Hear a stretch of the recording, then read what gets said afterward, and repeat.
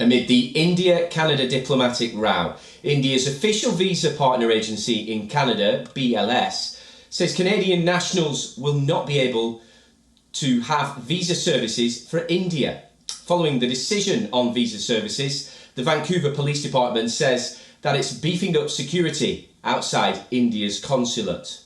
The notification on visa services issued dated September 21st comes in the wake of worsening relations between India and Canada. The notification also says visa services have been suspended indefinitely. Meanwhile, India's Minister of External Affairs is yet to offer any clarification on this matter. The development comes after Canadian Prime Minister Justin Trudeau's allegation of Indians' involvement in the Khalistani leader Sukhdool Singh's killing heightened the tensions. And it even triggered a diplomatic row and tit-for-tat expulsions of senior diplomats this week. Even though an Indian official confirmed the suspension, no formal announcement of the suspension of visa services was made, even as BLS International, which runs the visa application centres in Canada, and Indian High Commission's website could not be accessed. Well, that was on late Wednesday, as people were seeking confirmation as it appeared to be down. And this is the first time India has suspended visas since the COVID-19 pandemic.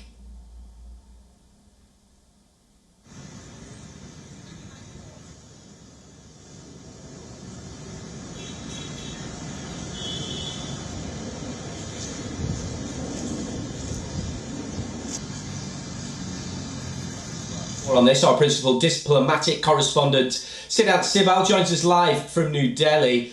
Great to see you, Siddhant, and this row is now escalating quite dramatically, isn't it? Bring us the latest.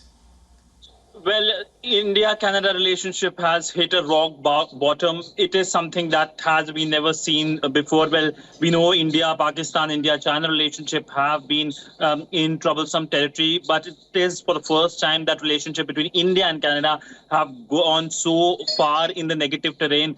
Really, we have seen now in the past few hours, several developments have happened, including the Canadian High Commission asking for security increase for its mission here in Delhi. Also, we saw how the visa partner, the organization, the group that give visas, has said that the visa services have been suspended for Canadians in Canada by India. But essentially, that shows that how relationship has gone down because of the comments made by the Canadian Prime Minister alleging Indian involvement in the killing of Khalistani extremists in Canada. Now, we know that India has been warning Canada over the country becoming a safe haven for gangsters, extremists, and separatist ideologies like Khalistan as well. But no action has been seen. But we also know that Indian Prime Minister at the highest level raised the matter